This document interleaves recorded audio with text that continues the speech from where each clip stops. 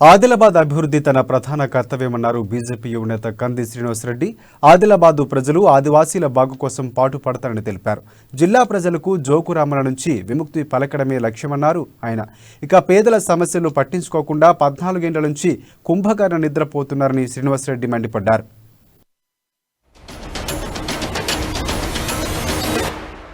మంత్రి జోగు రామన్న వైఫల్యాలను ఎండగట్టాడు ఆదిలాబాద్ బీజేపీ యువనేత కంది శ్రీనివాసరెడ్డి. 14 ఏళ్లుగా ఎమ్మెల్యేగా మంత్రిగా పనిచేసిన ఆదిలాబాద్ అభివృద్ధి శూన్యమని ఫైర్ అయ్యారు. ఏళ్లుగా పరిపాలన చేస్తున్న ఆదిలాబాద్ అభివృద్ధికి నోచుకోలేదన్నారు. ఇన్నేళ్ల పాలనలో అవినీతికి తప్ప అభివృద్ధి లేదని తేల్చి చెప్పారు. చేసిన అభివృద్ధి ఏంటో చూపించాలని కంది సవాల్ విసిరారు.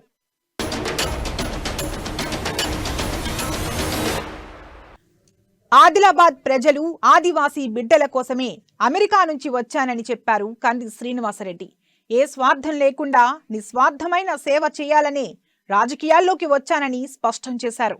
ఈ క్రమంలోనే ఆదిలాబాద్ ప్రజలు హక్కున చేర్చుకుంటున్నారని సంతోషం వ్యక్తం చేశారు. అటు స్వరాష్ట్రం సిద్ధించిన తర్వాత కూడా ఉమ్మడి ఆదిలాబాద్ జిల్లాలో ఎలాంటి అభివృద్ధి పనులు జరగలేదన్నారు. తన వారిని తప్ప పేదలను ఏనాడు జోగు రామన్న పట్టించుకోలేదన్నారు. నేను బాధ్యత తీసుకుంటా. అమెరికా తిరిగి, యూరప్ తిరిగి, జపాన్ తిరిగి బీజేపీ పార్టీ అధికారంలోకి వచ్చిన తర్వాత ఆయా కంపెనీల ఓనర్లని బ్రతిమాలైన ఆదిలాబాద్ కోసం, ఆదిలాబాద్ లో సెమీ కండక్టర్ల పరిశ్రమ గాని, టీవీలు తయారు చేసే పరిశ్రమ గాని, ఫోన్లు తయారు చేసే పరిశ్రమ గాని తీసుకురావడానికి నేను బాధ్యత తీసుకుంటా. బీజేపీ ప్రభుత్వం వచ్చిన తర్వాత మీకు చేతనైతే లేదు కదా జోగురామన్న గారు. కనీసం ఇట్లాంటి పరిశ్రమలు వస్తే మన ఆదిలాబాద్ పిల్లలకి వందలాది మంది, వేలాది మంది పిల్లలకు ఉద్యోగాలు వచ్చే అవకాశం ఉంటది. ఎంతసేపు మీ తండ్రి కొడుకులకు దోసుకోవడం, దాచుకోవడం, ఈ రెండే తెలుసు, మిగతా ఏమీ తెలియదు మీకు. భూ కబ్జాలకు, అవినీతి దందాలకు జోగు రామన్న తెరలేపాడని మండిపడ్డారు కంది శ్రీనివాసరెడ్డి. పేదల సమస్యలను పట్టించుకోకుండా 14 ఏళ్ల నుంచి కుంభకర్ణ నిద్రపోతున్నాడని శ్రీనివాసరెడ్డి విమర్శించారు. జోగు రామన్నకు ఆదిలాబాద్ ప్రజలు భూభకాసుర రత్న బిరుదు ఇచ్చారని ఎద్దేవా చేశారు. జోగు రామన్న అనగానే వేలాది ఎకరాల భూములు కొంటున్నాడు జోగు రామన్న అండ్ కంపెనీ.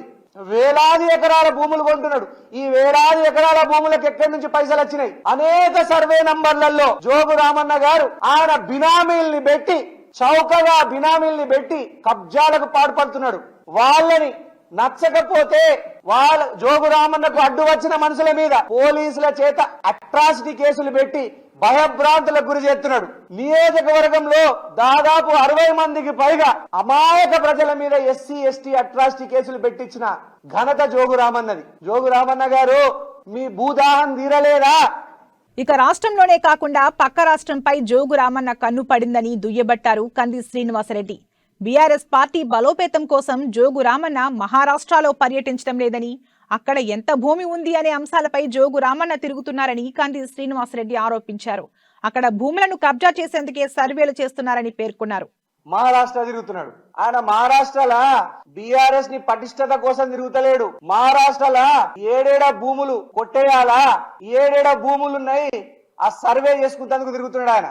ఇదే కొట్టేసిండ్రా, ఏది వదులుతలేరు అన్నట్టు జోగు రామన్న గారు. మీరు భూములు వదులుతలేరు, జాగాలు వదులుతలేరు, నష్టపరిహారాలు వదులుతలేరు, కమిషన్లు వదులుతలేరు. రోడ్లు వేసేయాలన్నా మీకే కమిషన్లు ఇవ్వాలా, ప్రాజెక్టులు కట్టాలన్నా మీకే కమిషన్లు ఇవ్వాలా, నాలాలు కట్టాలన్నా మీకే కమిషన్లు ఇవ్వాలా. సాధారణంగా ఒక అవినీతి ప్రజాప్రతినిధిని మిస్టర్ 10% అంటారు, కానీ జోగు రామన్న గారు మిస్టర్ 40% అట.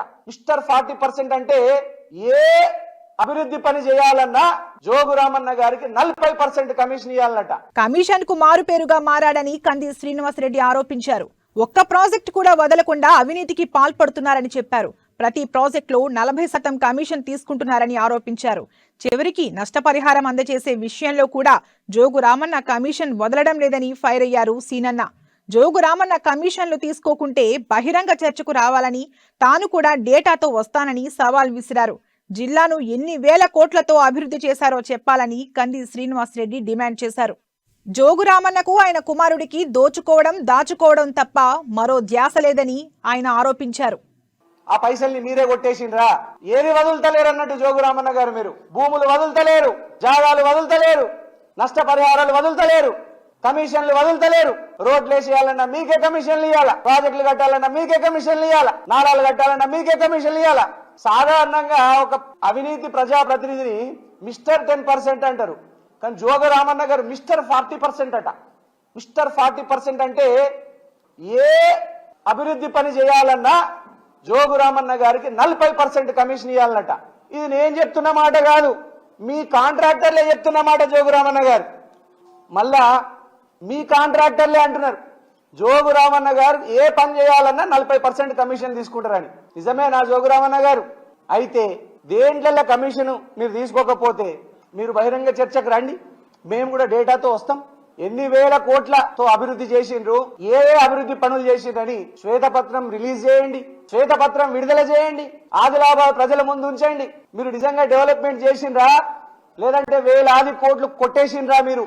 జోగు రామన్న గారు అండ్ కో ఆలీబాబా అరడజన్ దొంగలు ఆదిలాబాద్ మీద దొంగలు పడ్డారు.